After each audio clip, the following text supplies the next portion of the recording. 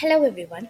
Quick Bookmark Manager module will allow you to manage a bookmark for each and every applications that you have installed. So now let's check for the sales. So after installing this module, you can see an option on the top to add a bookmark. So for example, let's add an bookmark for the quotation. So here in this, just I'm adding a bookmark. So here in this you can see an icon where you can see all the bookmark pages.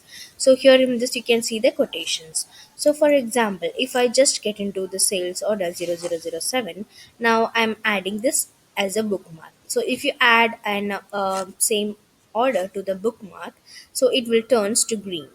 Okay, and here in this you can see all those lists of the bookmark that we have added.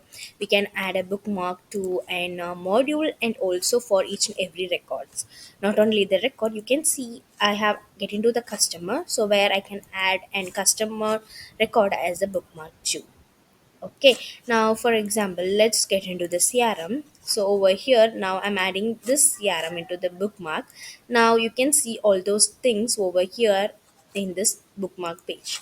So if you need to get into an customer, so you can just click on that. It will open the record automatically based on the bookmark that we have added, and also we can remove this anytime we need. This will be based on user wise. So as this is a user wise, now let's get into the user. As we are in the user, you can see a bookmark that we have will be shown in this list. So we can see the list over here. So and also based on the user wise, we can see the list, and from here itself, if you need to get into that, you can see an overall details about the bookmarks that we have added.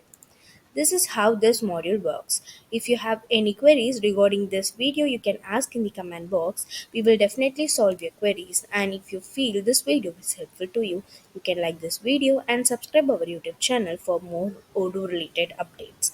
Thanks for watching.